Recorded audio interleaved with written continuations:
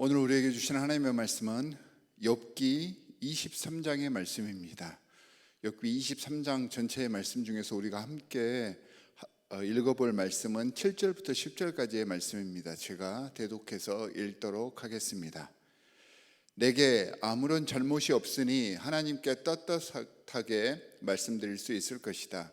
내 말을 다 들으시고 나서는 단호하게 무죄를 선언하실 것이다. 그러나 동쪽으로 가서 찾아보아도 하나님은 거기에 안 계시고 서쪽으로 가서 찾아보아도 하나님을 뵐 수가 없구나. 북쪽에서 일을 하고 계실 터인데도 그분을 뵐 수가 없고 남쪽에서 일을 하고 계실 터인데도 그분을 뵐 수가 없구나. 하나님은 내가 발 한 번 옮기는 것을 다 알고 계실 터이니 나를 시험해 보시면 내게 흠이 없다는 것을 아실 수 있으련만. 주님의 말씀입니다. 자, 오늘 우리가 묵상해 볼 말씀 23장은 우리가 너무나도 잘 알고 있는 한 구절이 포함되어 있는 말씀입니다. 바로 10절의 말씀이죠. 기독교인들뿐만 아니라 비신앙인들도 많이 알고 있는 그러한 구절입니다. 원래 유명하고 많은 이들이 알고 있는 내용일수록 논란의 여지가 많을 경우가 참 많습니다. 오늘 우리가 읽어보았던 23장 말씀 중에서 그 10절이 바로 그러한 말씀입니다. 10절 세 번역으로 읽으니까 조금 생소해 보이기는 하지만 개역개정 말씀으로 읽으면 너무나도 잘 알고 있는 말씀임을 금세 눈치채실 수 있을 것입니다. 고난과 고통 중에 인내를 촉구하는 말씀으로 소개가 되어졌던 그러한 말씀입니다. 개역개정의 번역으로는 내가 가는 길을 그가 아시나니 그가 나를 단련하신 후에는 내가 순금같이 나오리라, 정금같이 나오리라. 다들 기억하시는 그러한 말씀이죠. 사실은 이 문자 그대로 번역대로 말씀을 이해해 보면 전지전능하신 하나님께서는 앞으로 우리에게 닥쳐올 모든 상황에 대해서 알고 계시고 우리를 축복하실 분이기 때문에 지금의 고통과 고난이 우리를 연단시키려는 하나님의 계획임을 받아들이시기 바랍니다. 그렇다면 주님께서는 정금과 같이 순금과 같은 좋은 결과를 우리에게 허락해 주실 것입니다 라는 의미로 보통은 이해들을 하고 있습니다. 이런 전통적인 말씀 이해도 우리에게 물론 큰 의미를 던져줍니다. 놀라운 은혜의 말씀이 되기도 하지요. 하지만 방금과 같은 해석은요, 원래 이 말씀의 뜻과는 조금 다른 그러한 해석이 되어버립니다. 이 구절이 문맥 속에서 어떤 역할을 하고 있으며 전체 말씀 속에서 어떻게 이해되고 있는지를 볼 수 있어야 합니다. 사실 10절 말씀을 우리가 지금까지 알던 식으로 이해하고 그리고 나서 23장을 돌아보면 이 10절 말씀이 앞뒤와는 상관이 없는 굉장히 뜬금없는 말씀이 되어버릴 수가 있습니다. 욥기 22장에서 욥의 친구인 대만 사람 엘리바스가 욥을 아주 신랄하게 비난을 하죠.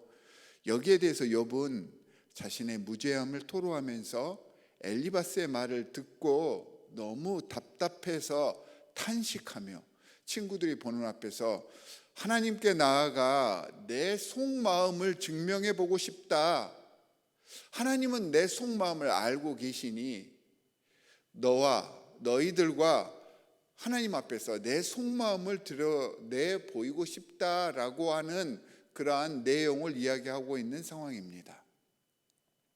이러한 맥락에서 본문을 다시 한번 읽어보면요, 자신의 무죄를 주장하는 욥의 마음과 이 10절의 말씀이 아주 긴밀하게 연결되어 있음을 확인해 보실 수 있을 것입니다.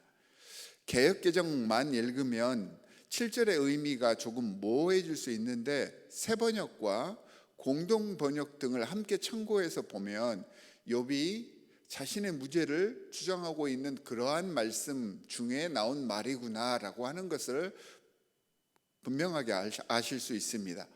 개역개정에서는 거기서는 정직자가 그와 변론할 수 있은즉 내가 심판자에게서 영영이 벗어나리라 라고 7절이 소개되어 있는데, 새 번역으로 보면 내게 아무런 잘못이 없으니 하나님께 떳떳하게 말씀드릴 수 있을 것이다.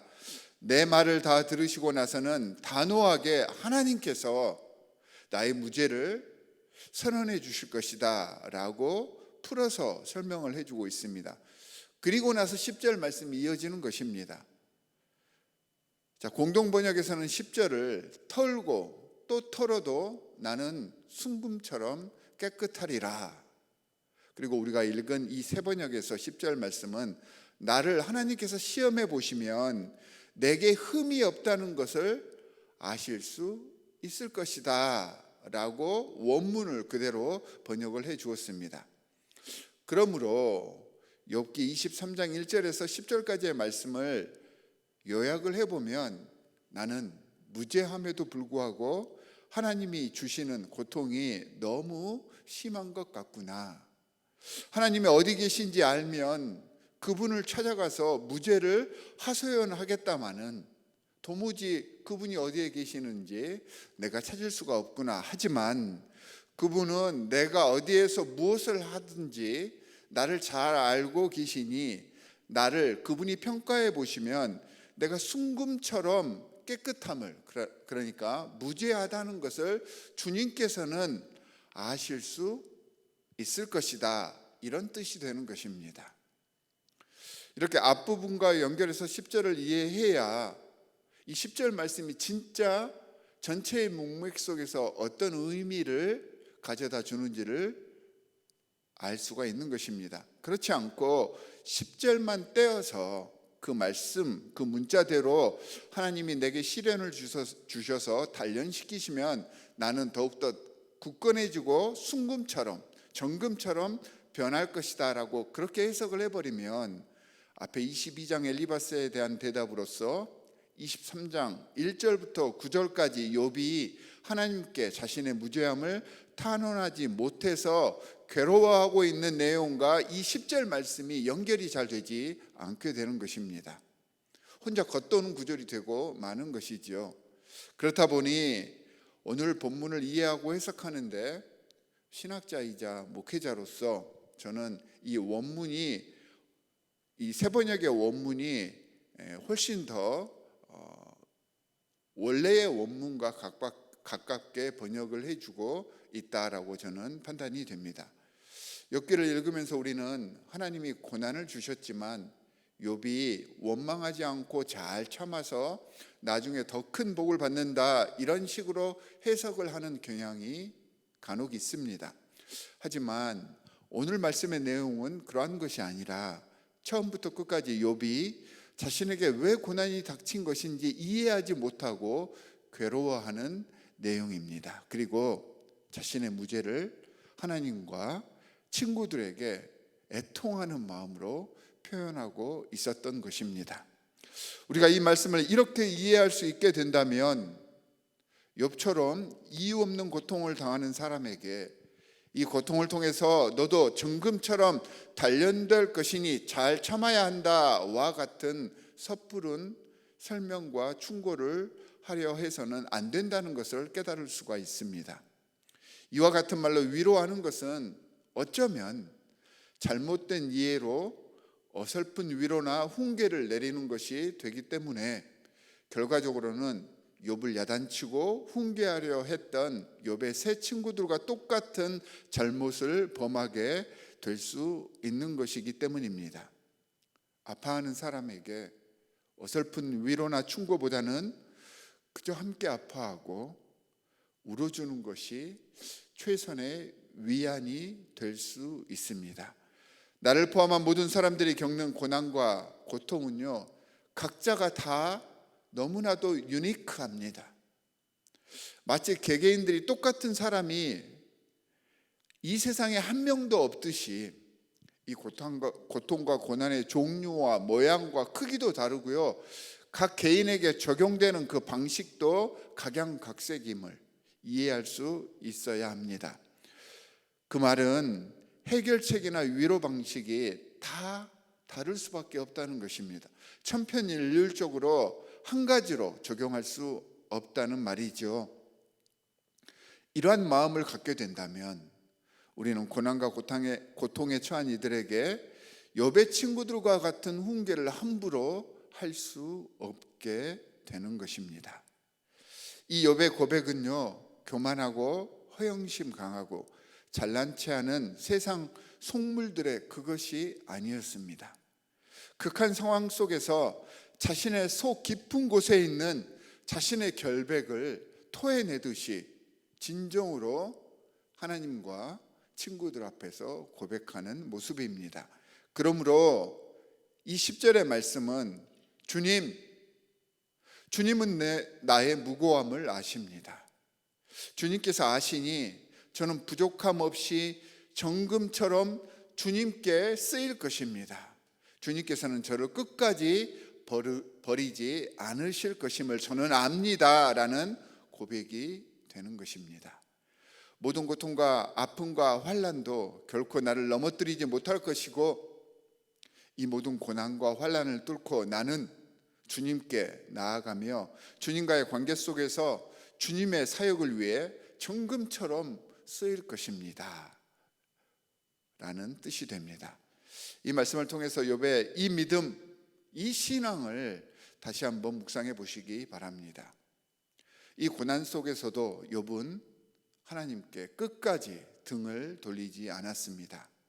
오히려 그 고통 중에서 자신이 하나님의 살아계심을 더 인정하고 있음을 선포하였고요, 이 고통이 어디서 오는 것이든 그것이 하나님의 테스트이건 사탄의 계획이든 간에 그 모든 것들을 이겨내고 자신의 하나님께 향한 마음을 증명하여서 주님 사역에 정금처럼 쓰여질 것을 결단하고 있습니다. 절망 가운데에도 결코 주님께 향한 시선을 거두지 않는 참다운 하나님의 자녀들이 되시기를 바랍니다. 어떠한 처지, 어떠한 상황에 있든지, 행복하든지 불행하든지, 정점에 있든지 나락에 있든지, 세상 관점으로 부족한 상태에 있건 심지어는 내가 죄 가운데 있을지라도 주님과 시선이 이어져 있는 사람은 이미 주님 앞에서 정금과 같은 참 하나님의 최고의 자산이자 자랑임을 잊지 않는 귀한 예배자들이 되시기를 주 예수 그리스도의 이름으로 간절히 축원합니다. 우리 함께 기도하도록 하겠습니다. 하나님 아버지, 감사합니다. 주님의 말씀을 잘 이해해서 온전히 우리 삶에 적용할 수 있는 지혜를 허락하여 주시옵소서. 내 원대로 내 뜻대로 말씀을 적용하지 않게 하여 주시옵시고, 하나님께서 주시는 그 말씀의 요지를 바로 깨달아서 주님께서 우리에게 원하시는 참 신앙인의 삶을 살기를 간절히 원합니다. 오늘 말씀을 통하여서 절망 가운데에서도 주님을 향한 우리의 시선이 끊어지지 않도록 주님께 아뢰고 외쳤던 욥의 모습을 통해 절망 가운데서도 오직 주님만을 바라볼 수 있는 귀한 영성을 우리에게 모델로 주셨사오니, 힘들고 어려울 때 세상을 바라보는 것이 아니라 주님께 의지하며 나아갈 수 있는 참다운 하나님의 백성들 되게 하여 주시옵소서. 우리를 구원하신 주 예수 그리스도의 이름으로 기도하옵나이다. 아멘. 하늘에 계신 우리 아버지여, 이름이 거룩히 여김을 받으시오며 나라의 임하옵시며 뜻이 하늘에서 이룬 것 같이 땅에서도 이루어지이다. 오늘날 우리에게 일용할 양식을 주옵시고, 우리가 우리에게 죄 지은 자를 사하여 준 것 같이 우리 죄를 사하여 주옵시고, 우리를 시험에 들게 하지 마옵시고 다만 악에서 구하옵소서. 나라와 권세와 영광이 아버지께 영원히 있사옵나이다. 아멘.